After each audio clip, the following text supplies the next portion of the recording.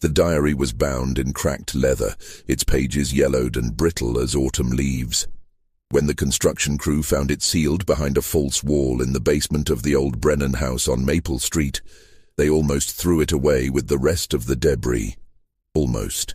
But something about the way it had been hidden, wrapped in oilcloth, placed inside a tin box, then bricked into a cavity that had been deliberately constructed to conceal it, made the foreman pause. He opened it carefully, and the first words he read made his hands tremble. "May God forgive me for what I have done." 300 souls passed through this house, and not one of them left the way they came in. The date on that entry was November 14th, 1860. The signature at the bottom read, Hannah Grace Brennan. The name meant nothing to the foreman, but it would soon mean everything to the historians who descended upon that modest two-story house in Lancaster, Pennsylvania. Because Hannah Grace Brennan had been, according to all official records, a widow who lived alone, kept to herself, and died quietly in her sleep in 1862. She had no children, no close relatives, and apparently no remarkable life story worth recording. But that diary told a different story entirely. A story that would raise questions no one could fully answer. A story about 300 people who entered her house between 1856 and 1861, and whose fates remained, even after the diary's discovery, disturbingly unclear. The foreman, a man named Robert Chen, who had been in the construction business for 20 years, would later say that he felt something wrong the moment he broke through that wall. The air that escaped from the cavity was cold, unnaturally cold for a summer day, and it carried a smell he couldn't quite place. Not decay exactly, but something stale and ancient, like the air in a tomb that had been sealed for centuries. His crew wanted to continue with the demolition, but Chen insisted on examining the box first. When he opened it and saw the diary, he knew immediately that this was something significant. The house had been scheduled for demolition to make way for a new shopping center. It had sat vacant for 3 years, ever since the last owner had moved out abruptly in the middle of the night, leaving behind most of his possessions. Before that, the property records showed a long string of short-term residents, none staying more than a year or two. The house had a reputation in the neighborhood, a reputation for being strange, unsettling, wrong somehow. Children crossed the street rather than walk past it. Real estate agents had trouble selling it, even at prices well below market value. Now, with the diary in hand, Chen began to understand why. Hannah Grace was born on a frigid January morning in 1818, the second daughter of Samuel and Rachel Yoder. The Yoder farm sat on 120 acres of rolling Pennsylvania farmland, about 8 miles outside of Lancaster. It was not a prosperous farm. The soil was rocky and difficult to work, and the growing season was short. But Samuel Yoder was a determined man, and his family never went hungry. The Yoders were Mennonites, part of a close-knit community that valued simplicity, hard work, and devotion to God above all else. Hannah grew up in a world of strict discipline and clear expectations. She woke before dawn to milk the cows and gather eggs. She spent her days helping her mother with cooking, cleaning, sewing, and preserving food for the winter. She attended church services twice a week and prayer meetings every evening. She learned to read from the family Bible, and she was taught that pride, vanity, and worldly ambition were sins that would lead her soul to perdition.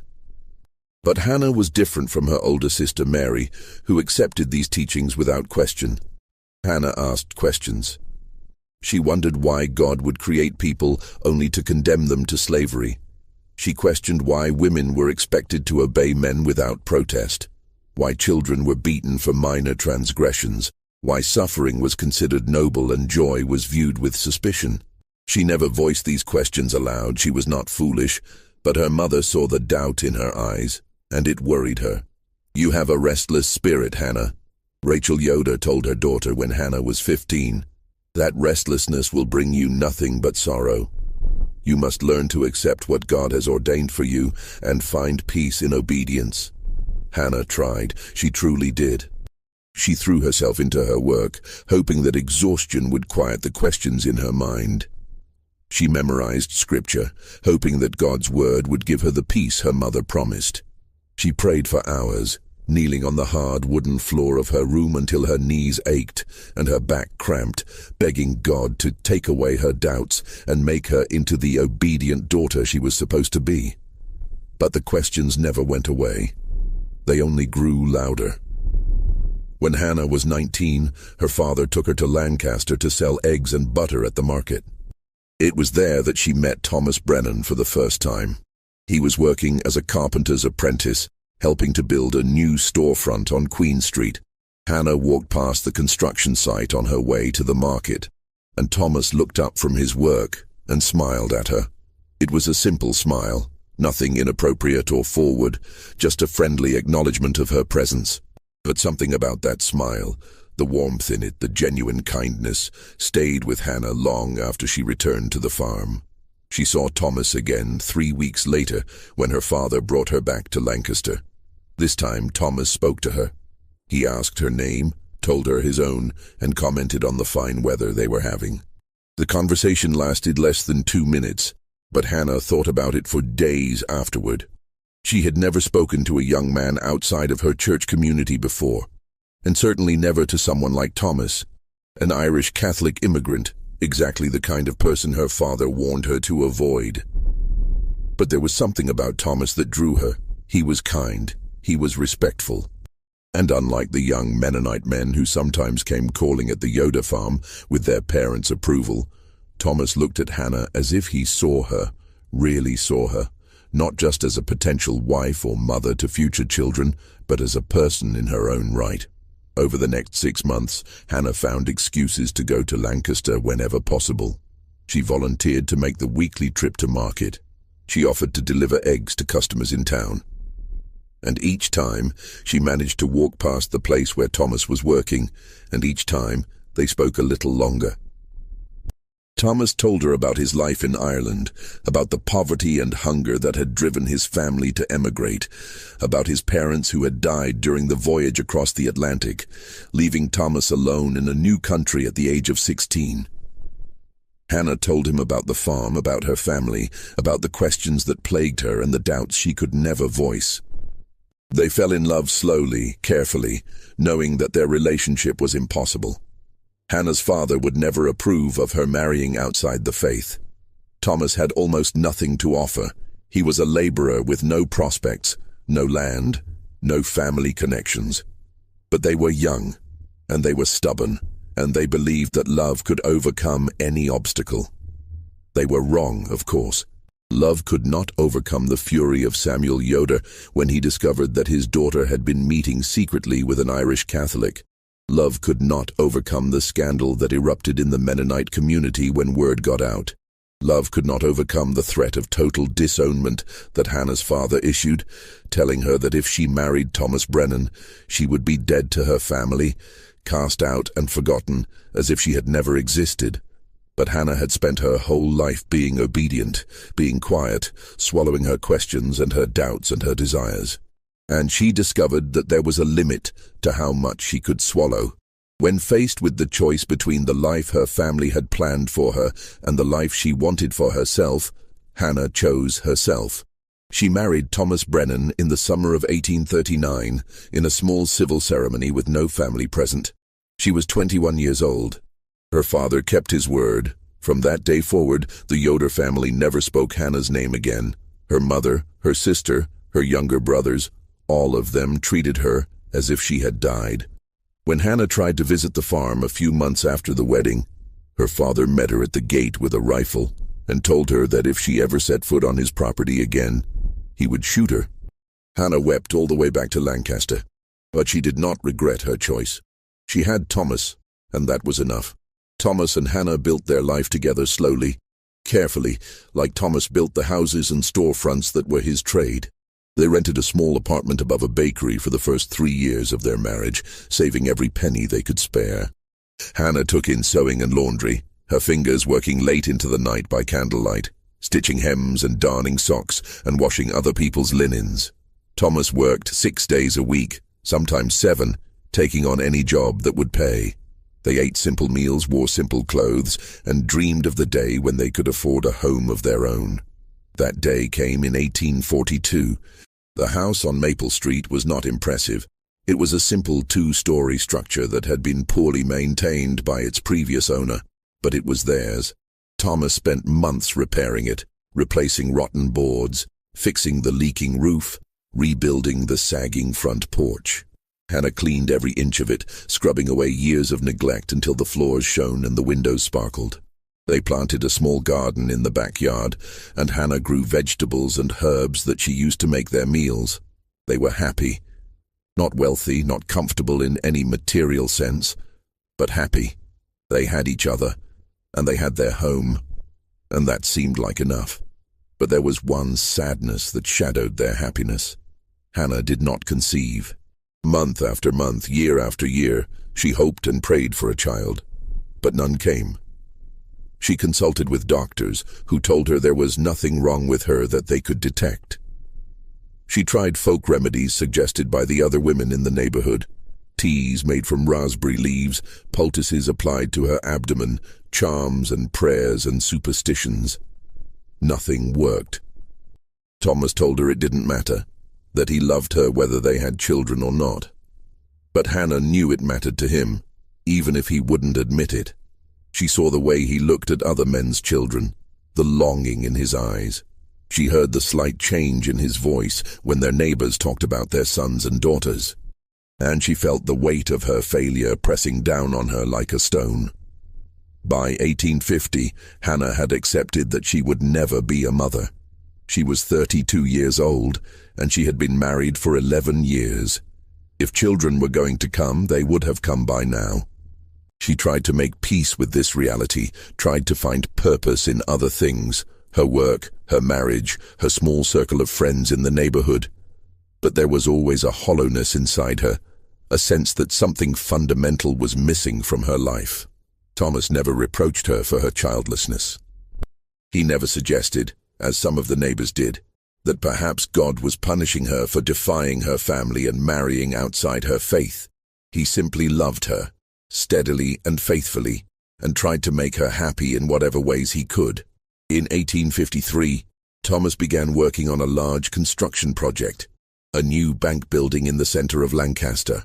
It was the biggest job he had ever been part of, and he was proud to be chosen for the crew. The work was dangerous, but the pay was good, and Thomas dreamed of saving enough to expand their house, maybe add a third bedroom, build a proper workshop in the backyard where he could take on projects of his own.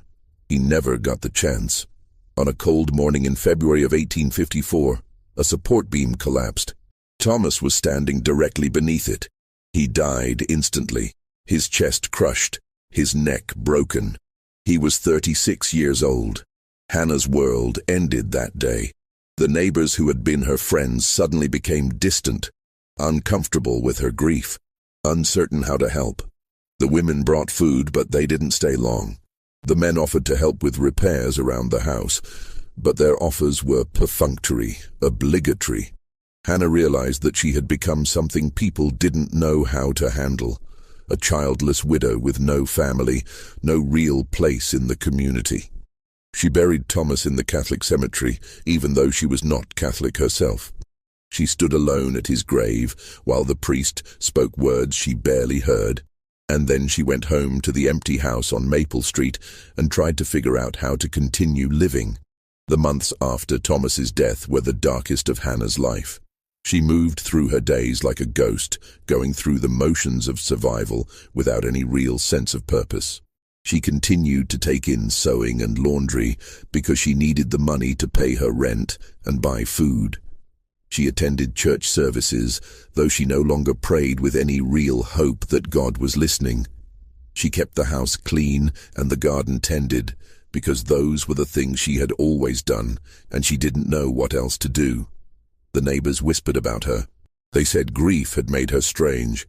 They said she talked to herself, that she sometimes stood in her yard at night staring at nothing, that lights burned in her windows at all hours. Some of this was true. Hannah did talk to Thomas sometimes, as if he were still there. She did stand outside at night because sleep eluded her and the darkness felt less oppressive than the empty house.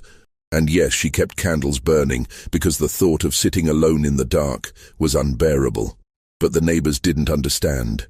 They saw her behavior as madness, as something to be pitied or feared. They didn't see that Hannah was simply trying to survive the unsurvivable, trying to find a way to keep living when the only person who had ever truly loved her was gone. And then, on a cold night in March of 1856, someone knocked on her door. Hannah almost didn't answer. It was late, well past 10 o'clock, and she wasn't expecting anyone. But the knocking continued, soft but insistent, and finally, more out of curiosity than anything else, Hannah opened the door. The man standing on her porch was tall and thin, his clothes ragged and dirty. His face was haggard, his eyes sunken with exhaustion and fear. He looked at Hannah for a long moment, as if trying to determine whether he could trust her, and then he spoke in a low, urgent voice. "They told me you might help," he said. "They said this house was safe." Hannah didn't understand at first. "Who told you that?" she asked. "Help with what?" The man glanced over his shoulder, checking the dark street behind him. "Please," he said. "Can I come inside? I can't stay out here. If they find me—" He didn't finish the sentence, but Hannah saw the terror in his eyes, and something inside her responded. She stepped aside and gestured for him to enter quickly. He slipped past her, and she closed the door, her heart pounding. "Who are you?" she asked. "What's happened?" The man stood in her hallway, trembling despite the warmth from the fireplace. "My name is Nathan," he said. "I've been traveling for 2 weeks. I was told there were safe houses along this route, places where people like me could rest. Someone in Philadelphia said I should come here, to this address. They said a woman lived here who helped people." "Are you that woman?" Hannah stared at him, understanding beginning to dawn. "People like you," she repeated slowly. "You mean—" "I was enslaved," Nathan said bluntly, "in Maryland. I escaped. And now I'm trying to get to Canada, where I'll be free. But I can't make it without help. I'm injured, my feet are badly cut, and I think I have a fever. I just need 1 night, maybe 2, somewhere safe to rest. Then I'll be gone. You'll never see me again." Hannah's first instinct was to refuse. What Nathan was asking was illegal. The Fugitive Slave Act of 1850 made it a federal crime to harbor escaped slaves, punishable by fines and imprisonment. If Hannah was caught helping him, she could lose everything. Her house, her freedom, possibly her life. But as she looked at Nathan standing in her hallway, exhausted and terrified and desperate, she thought about her own life. About the years she had spent swallowing her questions and her doubts, being obedient, following the rules. About the choice she had finally made to defy her family and marry Thomas, and how that choice had been the only real moment of courage in her entire life. About the emptiness that had consumed her since Thomas's death, the sense that her life had no purpose, no meaning, no value. And she thought about something Thomas had said to her once, years ago. They had been talking about slavery, about the growing tensions in the country, and Thomas had said, "If someone came to our door asking for help, I'd like to think we'd be brave enough to give it, no matter the cost." Hannah had agreed with him then. Now she had a chance to prove whether she had meant it. "Come in," she said to Nathan.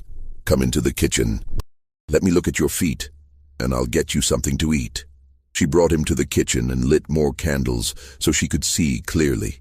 Nathan's feet were indeed badly cut, the soles torn and bleeding from walking long distances over rough terrain. Hannah boiled water and carefully cleaned the wounds, then bandaged them with strips of clean cloth. She gave him bread, cheese, and cold chicken left over from her own dinner. She watched him eat ravenously, barely pausing to chew, and she realized that he probably hadn't had a real meal in days. "You can sleep in the cellar," she told him. "It's not comfortable, but it's warm and dry, and no one will see you there. I'll bring you more food in the morning." Nathan looked at her with tears in his eyes. "Thank you," he whispered. "You don't know what this means. I was starting to think I wouldn't make it." "How far do you still have to go?" Hannah asked. Canada is about 300 miles north, Nathan said. But I can't travel on the roads during the day, too dangerous. So it'll take me weeks, maybe months, and I don't know the way. I'm just following the directions people give me, hoping I don't get lost. Hannah led him down to the cellar, which was cold and damp, but at least provided shelter. She gave him blankets and promised to check on him in the morning. Then she went back upstairs, locked the door, and sat in her kitchen with her head in her hands, wondering what she had just done. Nathan stayed for 3 days. His fever broke on the second day, and by the third he was strong enough to continue his journey. Before he left, he thanked Hannah again and told her something that would change the course of her life. "There will be others," he said. "Word spreads among us about which houses are safe. I'll tell the next person I meet and they'll tell others. If you're willing to help, people will come." And then he was gone, disappearing into the pre-dawn darkness, heading north toward freedom or death. Hannah didn't know which, and she never saw him again. But he had been right about one thing. Others came. The second person to knock on Hannah's door came 2 weeks after Nathan left. This time it was a woman named Esther, traveling with a baby boy strapped to her back. Esther was younger than Hannah, probably in her early 20s, and she was so exhausted she could barely stand. Hannah took her in without hesitation this time, gave her food and a place to sleep, and cared for the baby while Esther recovered her strength. Esther stayed for 5 days. On the last night, she told Hannah her story. She had been enslaved on a plantation in Virginia, where she had been born and had lived her entire life. The baby's father was the plantation owner's son, who had forced himself on Esther repeatedly. When she became pregnant, she had begged to be allowed to keep her child, but the owner had told her that the baby would be sold as soon as he was weaned. Esther had decided then that she would rather die trying to escape than watch her son be taken from her. Hannah held the baby while Esther spoke, feeling the small, warm weight of him in her arms, and something inside her shifted. She thought about the child she had never been able to have, about all the love she had stored up with nowhere to put it, and she realized that maybe this was her purpose. Maybe this was why God had never given her children of her own, so that she could help save other people's children instead. It was a comforting thought. It gave her grief a meaning it had never had before.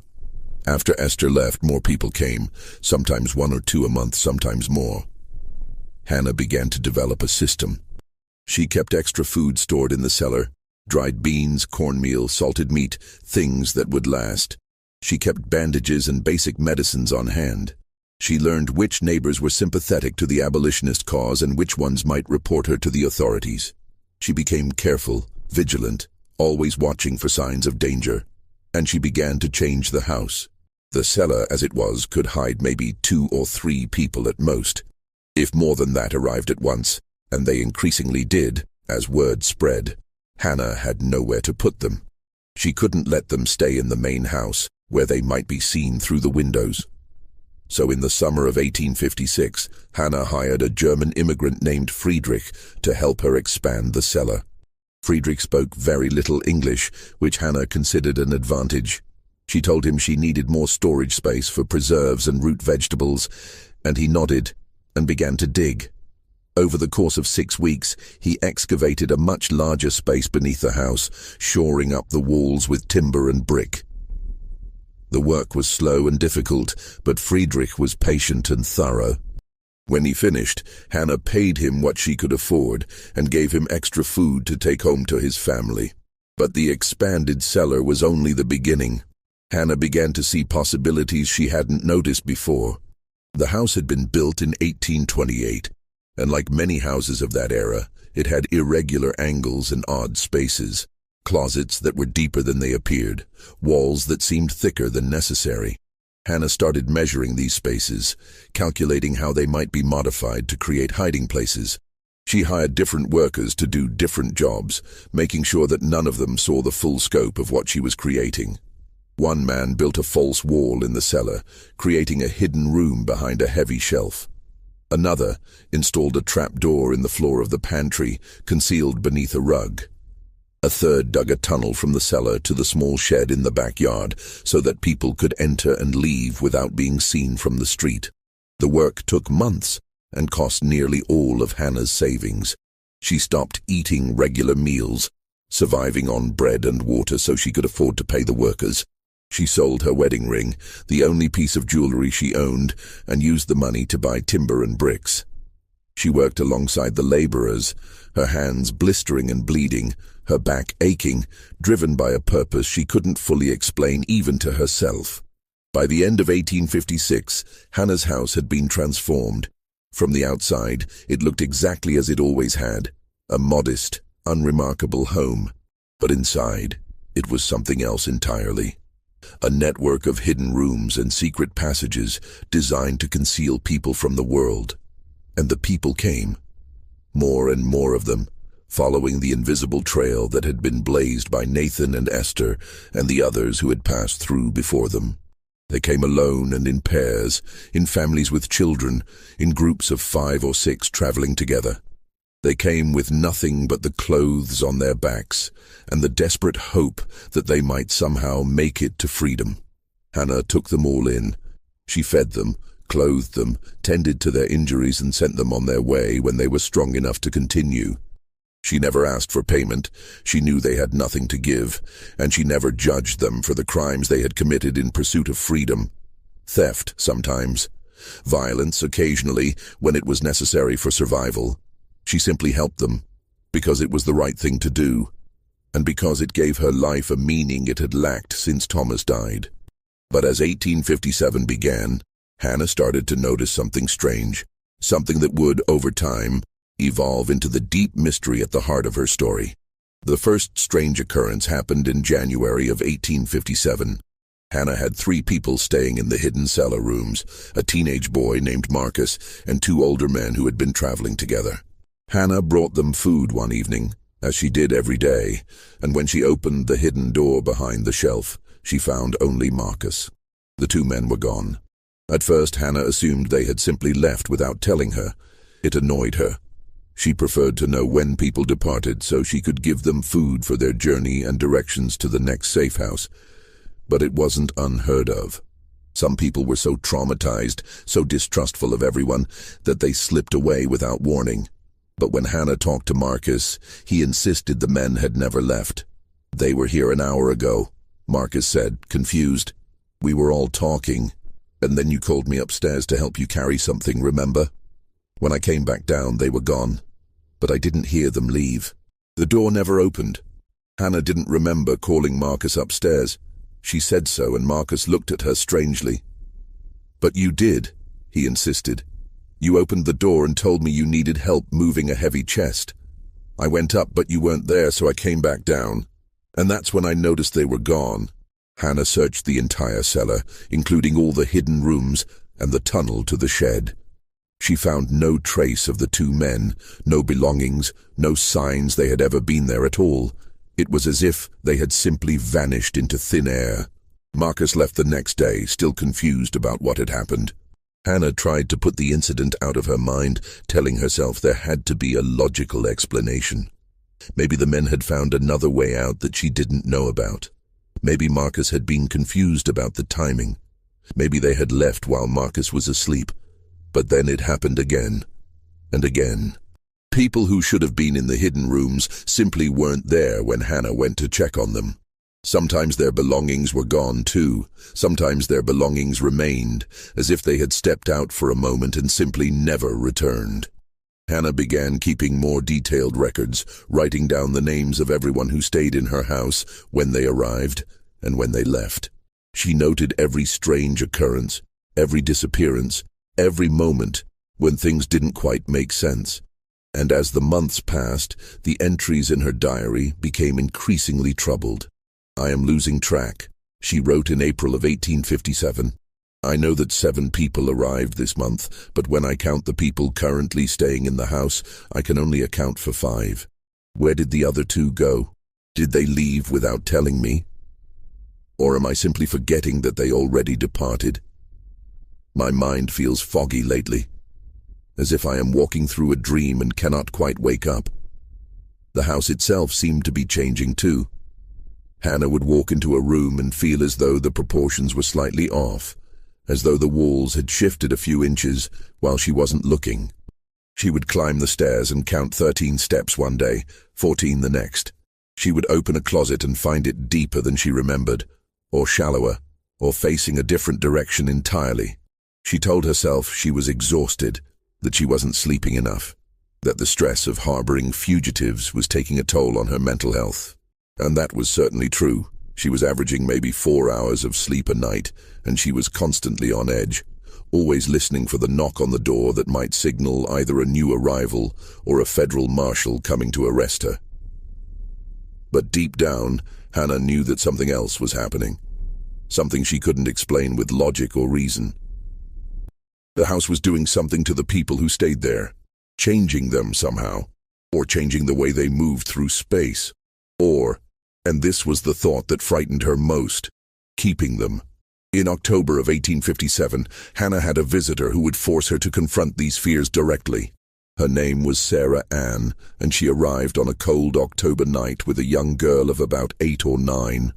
The girl was Sarah Ann's daughter, she explained, though the family resemblance was not strong. The child was very light-skinned, with hazel eyes and loose brown curls, while Sarah Ann had dark skin and tightly coiled black hair. Hannah understood immediately what this meant. The child's father must have been white, probably the man who owned Sarah Ann. It was a common story and always a tragic one. Sarah Ann and her daughter, whose name was Lily, stayed in Hannah's house for 2 weeks. Sarah Ann had injured her ankle while escaping, and it needed time to heal before she could continue traveling. During those 2 weeks, Hannah grew attached to both of them, especially to Lily, who was a bright, curious child despite everything she had been through. Lily liked to draw. Hannah gave her paper and pencils, and Lily would sit for hours in the hidden cellar room, creating pictures of the things she remembered. Flowers she had seen, animals from the plantation, her mother's face. But she also drew other things, strange things that made Hannah uncomfortable when she saw them. She drew the house, but in her drawings, the house had too many rooms. Rooms that spiraled endward into darkness. Rooms that folded back on themselves. Rooms that seemed to exist in multiple places at once. "What is this?" Hannah asked, pointing to one of the drawings. "The rooms where people sleep," Lily said simply. "But there aren't this many rooms," Hannah said. "I only built 3 hidden spaces." Lily looked at her with those strange hazel eyes. "There are more now," she said. "They keep growing. Don't you hear them at night? The house is always building more rooms." Hannah felt a chill run through her. She wanted to dismiss Lily's words as a child's imagination, but she couldn't, because she had heard things at night. Sounds like hammering and sawing, sounds like construction happening somewhere deep beneath the house. She had told herself she was dreaming, or that the sounds were coming from a neighbor's property. But what if they weren't? Sarah Ann and Lily left on a sunny morning in late October. Hannah packed them food for the journey and gave them detailed directions to the next safe house, about 30 miles north. She hugged them both goodbye and watched them disappear down the street, heading toward a future that might hold freedom or might hold death. Hannah would never know which. But 3 days later, Hannah was in the cellar bringing food to a new arrival when she heard a child's voice singing. She froze, listening. The voice was coming from somewhere behind the walls, thin and distant, but unmistakable. And the song was one that Lily had sung constantly during her stay, a simple melody that Sarah Ann said had been passed down through generations. Hannah pressed her ear to the wall, her heart pounding. The singing continued for a few more seconds, and then it stopped. Hannah waited, but it didn't resume. She told herself she had imagined it. Lily was 30 miles away by now, maybe more. The singing couldn't possibly have been her voice. But Hannah couldn't shake the feeling that somehow, despite having left 3 days ago, Lily was still in the house. Still somewhere in the maze of hidden rooms that had grown far beyond what Hannah had built. As 1858 began, Hannah's obsession with the house deepened. She spent hours in the cellar, mapping the spaces she had created, measuring the distances between rooms, trying to understand the architecture of what she had built. but the measurements never made sense. The hidden rooms seemed to take up more space than should have been possible within the footprint of the house. The tunnel to the shed was longer than it should have been. Hannah paced it out one day and counted nearly 70 feet, when the distance from the cellar to the shed was no more than 30 feet. She hired more workers, telling them she wanted to make improvements to the house. She had them build additional storage spaces, more false walls, another concealed door. But each time they finished a project, Hannah would discover that the work had somehow created more than she had commissioned. A closet that should have been 6 feet deep would be 12 feet deep. A hidden room that should have measured 8 by 10 feet would turn out to be nearly twice that size. The workers noticed the anomalies, but they didn't comment on them. They simply did the work, collected their pay, and left. Hannah wondered if they were afraid of her, if they thought she was mad. She wondered if she was mad. But the people kept coming. 50 people had passed through her house by the end of 1857. By the middle of 1858, the number had climbed to more than 100. Hannah recorded each one meticulously in her diary. Their names, if they would give them, their injuries and illnesses, how long they stayed, where they said they were heading. But she also recorded the disappearances, the people who vanished from the hidden rooms without explanation. The voices she heard singing or speaking in languages she didn't recognize.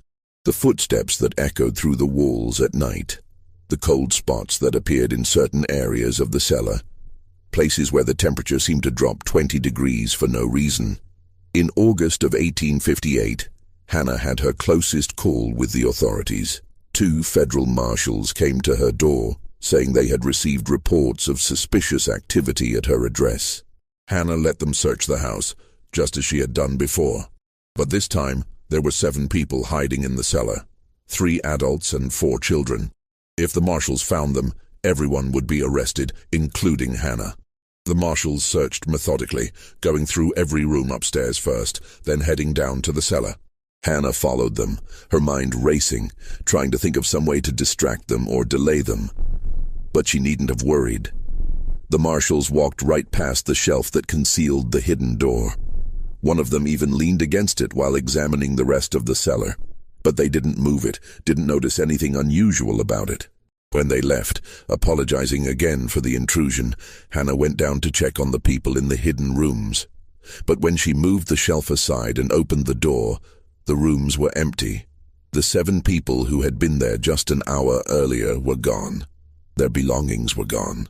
There was no sign they had ever been there. Hannah stood in the empty room for a long time, her candle casting flickering shadows on the walls, and she wondered if she had imagined them entirely. Maybe there had never been 7 people. Maybe her mind was fracturing under the strain of what she was doing, and she was seeing things that weren't there, creating guests who didn't exist. But that night, as she lay in bed trying to sleep, she heard them. Voices drifting up through the floorboards, too muffled to make out words but clear enough to know they were there. The 7 people she thought had vanished. They were still in her house somewhere, in rooms she hadn't built, in spaces that shouldn't exist. And Hannah realized, with a clarity that was almost like a revelation, that the house was alive. It was growing, evolving, creating spaces to hide the people who came to it seeking shelter. And once it took them in, it didn't always let them go. The entries from late 1858 through 1859 show Hannah's mental state deteriorating. Her handwriting becomes less careful, more hurried. She crosses out words and rewrites them. She starts and abandons sentences mid-thought. She writes the same entry multiple times on different pages, as if she's forgotten that she already recorded the information. November 3rd, 1858. A family of 4 arrived tonight. Mother, father, 2 children. I gave them the large room at the end of the tunnel. They seemed grateful. The father wept. November 3rd, 1858. Was it a family? I thought it was 5 people, or maybe 6. I cannot remember. The faces blur together now. There are so many faces. November 3rd, 1858. No one came tonight. The house is empty. I am alone. All 3 entries are dated the same day, but they contradict each other completely. Either Hannah was confused about the date, or her memory was failing, or And this is what historians would later debate. Something about the house itself was causing her to experience time differently. She wrote about dreams that felt more real than waking life. Dreams in which she walked through infinite corridors lined with doors, and behind each door was a person she had helped, safe and sleeping. Dreams in which Thomas was still alive, working in the cellar, expanding it room by room, his hammer ringing against nails in a rhythm that never stopped. Dreams in which she was underground, deep beneath the house in a vast space that hummed with the presence of hundreds of people, all of them waiting, all of them silent. She wrote about losing time. She would start a task in the morning and suddenly it would be night, with no memory of the hours in between. She would go down to the cellar to bring food to her guests and emerge to find that 3 days had passed. She would talk to people who claimed they had been staying in her house for weeks, though she had no memory of them arriving. "I am not well," she wrote in January of 1859. "I know I am not well, but I cannot stop. They need me. All of them need me. And if I stop, if I close the door and turn them away, what will happen to them? They will be captured. They will be sent back. They will suffer. I cannot allow that. I will not allow that, even if it costs me everything, even if it costs me my sanity." In March of 1859, Hannah hired yet another worker, a man named Douglas who specialized in masonry. She commissioned him to build what she called the final expansion, a series of brick-lined chambers beneath the deepest part of the cellar, accessible only through a narrow passage that required crawling on hands and knees. Douglas worked for 3 months on the project, and when he finished he told Hannah he had never built anything quite like it. "It's like a catacomb," he said. "Like something from the old country. Why would you want such a thing beneath your house?" Hannah didn't answer. She paid him double what they had agreed upon, and she made him promise never to speak of the work to anyone. Douglas took the money and left, and Hannah never saw him again. The final expansion was different from the other hidden spaces. It was colder down there, and the air had a strange quality, thick and heavy, like the air before a storm. Hannah found that she could hear things in those deepest rooms that she couldn't hear anywhere else. Whispers, singing, prayers spoken in voices that might have been memories or might have been something else entirely. She began bringing people down to those rooms, the ones who seemed most desperate, most frightened, most in need of absolute concealment. And once she brought them down there, she rarely saw them leave.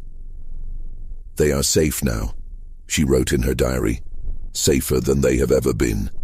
The house will protect them. The house will keep them hidden until the war comes. And the war is coming.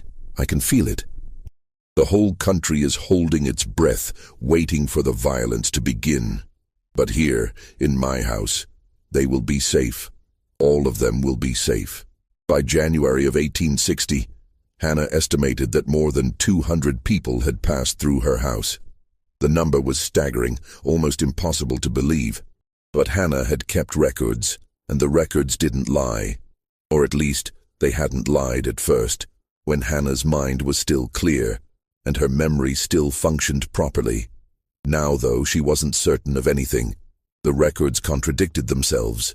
The numbers didn't add up. She would count the people currently staying in the hidden rooms and get a different total every time. Sometimes 8, sometimes 15, sometimes more than 20. She would go down to check on specific individuals and find them gone, replaced by people she didn't recognize, people she had no memory of admitting to her house. "I am losing myself," she wrote on February 10, 1860. "I feel as though I am dissolving, becoming part of the house itself. Sometimes I cannot remember if I have eaten. Sometimes I cannot remember what year it is. Sometimes I look in the mirror and do not recognize the face looking back at me. I am 41 years old, but I look 60. My hair is grey, my skin is papery and thin. I am disappearing." The neighbors had largely stopped talking to Hannah by this point. She had become the strange widow who lived alone, who kept her curtains drawn, who was sometimes seen wandering her backyard in the middle of the night. Children dared each other to knock on her door and run away. Shopkeepers watched her warily when she came to buy supplies, as if they expected her to do something unpredictable. But no one suspected the truth. No one guessed that her house harbored dozens of fugitive slaves, that beneath her quiet, unremarkable home was a labyrinth of hidden rooms and secret passages that had somehow grown far beyond what any human architect could have designed. In April of 1860, the war that Hannah had been predicting finally seemed imminent. The Democratic Party split over the question of slavery. Abraham Lincoln was nominated as the Republican candidate, running on a platform of preventing slavery's expansion. The country was fracturing, and everyone knew that violence was coming. Hannah began to prepare. She stockpiled food, dried beans, flour, salted meat, preserves, anything that would last. She filled every available container with water. She bought extra candles, extra blankets, extra medical supplies. She was preparing for a siege, though she couldn't have said exactly what form that siege would take. And the people kept coming, more than ever before. Word had spread throughout the network of abolitionists and Underground Railroad conductors that Hannah Brennan's house was the safest stop between Philadelphia and the Canadian border. People came who were injured, who were sick, who were pregnant, who were traveling with small children or elderly relatives. People came who had nowhere else to go. Hannah took them all in. She found space for them somewhere in the house, in the hidden rooms, in the tunnels, in the deep chambers that Douglas had built. And the house, obligingly, seemed to create more space as needed. The cellar kept expanding. Tunnels kept branching off into new directions. Rooms kept appearing where no rooms should have been. In June of 1860, Hannah experienced something that she would later refer to in her diary as the revelation. She was down in the deepest part of the cellar, in the brick-lined chambers, bringing food to a group of people who had been staying there for several weeks. As she walked through the narrow passage, her candle flickering in the close air, she suddenly felt a presence, a consciousness that was not her own. The house was aware. It was aware of her, aware of the people hiding within it, aware of its own structure and its own purpose, and it was trying to communicate with her. Hannah dropped the basket of food she was carrying and pressed her hands against the brick wall.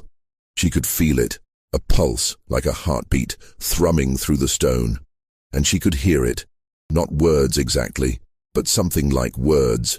A message that bypassed language and went straight into her mind. Protect, hide, keep safe, never let go. Hannah understood then what was happening. The house had become something more than just a building. It had absorbed the fear, the desperation, the hope of everyone who had passed through it. It had taken on a purpose of its own, to protect these people at any cost. And it had found a way to do that by creating spaces that existed outside of normal reality, spaces where the fugitives could hide not just from their pursuers, but from the world itself. Hannah staggered back to the main part of the cellar, her mind reeling. She sat on the cold floor and tried to process what had just happened. She wasn't mad. She hadn't been imagining things. The house truly was alive, truly was protecting the people who came to it. But at what cost? Hannah thought about all the people who had vanished from the hidden rooms, who had never been seen leaving. Were they safe, hidden in the house's protective embrace? Or were they trapped, unable to escape, preserved in some impossible space between life and death? Hannah didn't know, and she was terrified to find out. As summer turned to fall in 1860, Hannah made a tally. She went through all of her records, all of her diary entries, and tried to count every person who had ever stayed in her house. She worked on this project for weeks, cross-referencing entries, eliminating duplicates, trying to create an accurate list. The final number was 297. But even as she wrote that number down, Hannah knew it wasn't quite right. There were people she had forgotten to record, people who had come and gone in the confused fog of her deteriorating memory. There were the voices she heard at night, the shadows she saw moving through the house, the presences she felt but could not see. In November, 3 more people arrived, a mother and her 2 teenage sons. Hannah brought them down to the deep chambers, settled them in, gave them food and blankets, and as she did, she realized that with their arrival, the number had reached exactly 300 souls. The number felt significant somehow, like a completion, like a door closing. Hannah climbed back up to the main floor of the house and sat at her kitchen table. She opened her diary to a fresh page and wrote the words that would, 100 years later, send chills down the spine of the construction foreman who read them. May God forgive me for what I have done. 300 souls passed through this house, and not one of them left the way they came in. She sat for a long time after writing those words, staring at them, wondering what they meant. Had she just acknowledged a truth she had been avoiding? That none of the people who came to her house truly left, that they all remained somehow, trapped in the spaces between walls, preserved in rooms that existed outside of time? Or was she simply acknowledging that everyone who passed through her door was changed irrevocably, that they could never go back to being the people they had been before, that they had all died in some fundamental way and been reborn as something new? Hannah didn't know. She was too tired to think clearly anymore. She had given everything she had, her money, her health, her sanity, her soul, to the work of protecting these 300 people. And now that work was done. Over the next few weeks, Hannah made preparations. She stopped admitting new people to the house, turning them away with directions to other safe houses along the route. She stopped going down to the deep chambers to check on the people staying there. She started sealing things. She bricked up some of the hidden doors. She filled in sections of the tunnel. She moved heavy furniture in front of passages that led to the deepest parts of the cellar. And finally she took her diary, wrapped it in oilcloth, placed it in a tin box, and sealed it behind a false wall in the cellar, in a cavity she constructed specifically for that purpose. Let them find it someday, she wrote in a final loose page she left on her kitchen table. Let them know what happened here. Let them judge me if they must. But let them know that I did what I thought was right, even if I was wrong, even if I damned 300 souls instead of saving them. At least let them know I tried. Hannah Grace Brennan died on February 11, 1862, at the age of 43.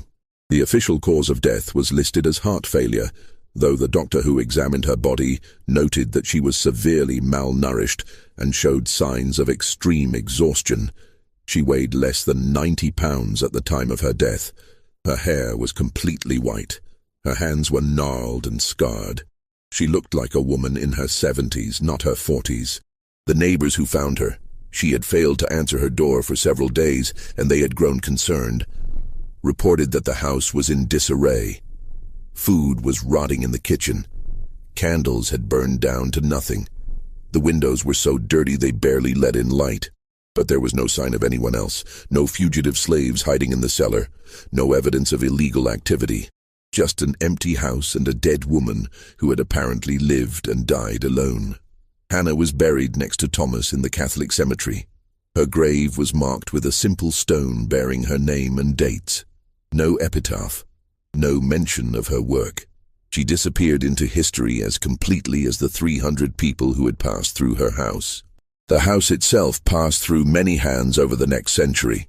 The first new owner moved out after 6 months, complaining of strange noises. The second lasted a year. The third owner, a young couple with a baby, fled in the middle of the night after the wife claimed she saw figures moving in the walls. People, she said, trapped behind the plaster, reaching out to her.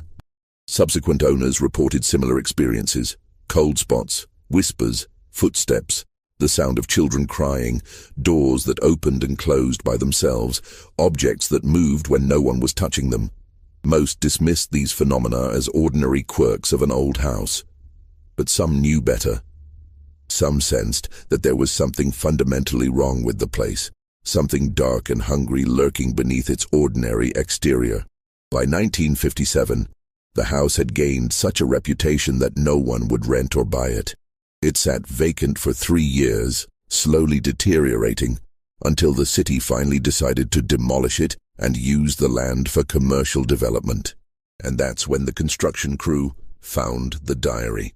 The discovery sparked immediate interest among historians. Here was documented evidence of Underground Railroad activity in Lancaster, of a woman who had risked everything to help fugitive slaves. Researchers descended on the site, eager to excavate the hidden rooms Hannah had described in her diary, to understand the scope of what she had built. What they found exceeded anything they had imagined. The cellar contained not 3 or 4 hidden rooms, as Hannah had originally built, but more than 20. The passages didn't follow any logical pattern. They branched and twisted, doubled back on themselves, descended to depths that should have been impossible given the water table in that area. Some tunnels were lined with brick and timber, clearly the work of skilled builders. Others seemed to have been clawed out of the earth by hand, the walls rough and uneven. The excavation took months. Workers mapped the passages as best they could, but the network was so complex that they never managed to create a complete diagram. Some tunnels ended in cave-ins. Others simply stopped, blocked by walls that appeared to have been sealed from the inside. And a few, the ones that disturbed the workers most, seemed to continue beyond the reach of their lights, descending into darkness so complete that even the brightest lamps couldn't penetrate it. They found evidence of habitation in the hidden rooms, scratches on the walls where people had marked the passage of days. Drawings, some by children, some by adults, depicting faces, landscapes, symbols whose meaning was unclear. Scraps of fabric, broken pottery, the remains of candles. And in one room, far deeper than any of the others, they found something that stopped the excavation cold. A set of shackles mounted on the wall with the remains of rope still attached to them. No one could explain the shackles. Had Hannah used them to restrain someone? Had they been there before she bought the house? Or had they been brought in by one of the fugitives, a grim souvenir of the bondage they had escaped? The excavation team also reported strange experiences. Equipment malfunctioned for no reason. Workers claimed to hear voices when no one was speaking. One man swore he saw a child running through the tunnels, and when he chased after her, she vanished into a wall. Another worker refused to go back into the deep chambers after he felt hands grab his shoulders in the darkness, though he was alone at the time. Eventually, the excavation was abandoned. The city decided that the site was too unstable, too dangerous, too expensive to fully explore. They filled in the passages they had opened, demolished what remained of the house, and built a parking lot over the site.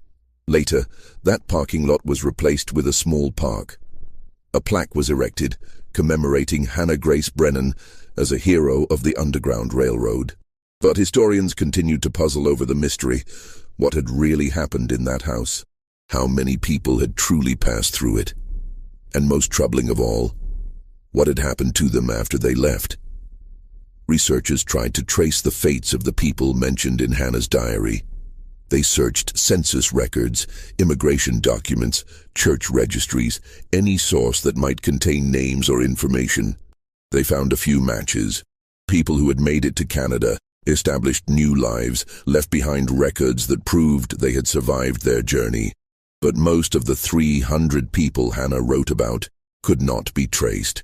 Their names didn't appear in any records. There was no evidence they had ever reached Canada or anywhere else. It was as if they had simply vanished, swallowed up by the earth somewhere between Lancaster, Pennsylvania, and the Canadian border. Some historians believe the explanation is simple.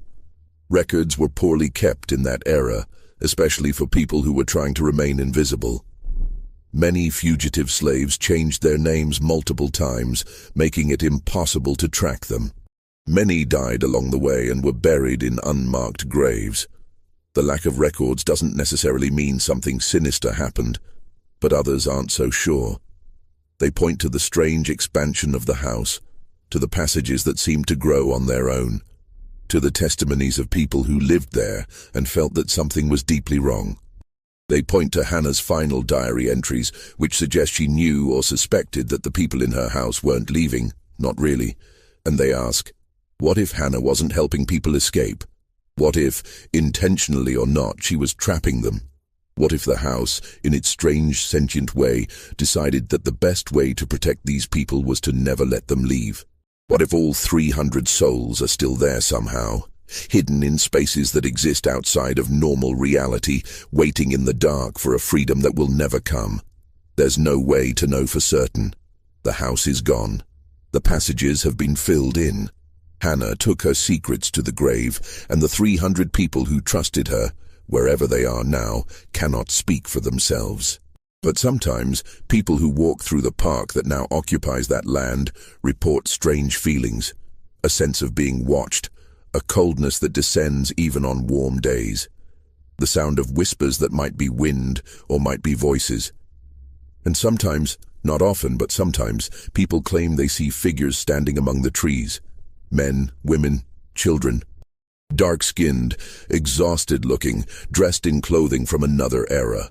The figures never speak, they never approach, they simply stand there, watching, as if waiting for someone to acknowledge them, as if they want to be seen, to be remembered, to be known. And then after a moment, they fade away, disappearing into the shadows as completely as they disappeared from history. 300 souls passed through Hannah Grace Brennan's house, and somewhere, in some form, they remain.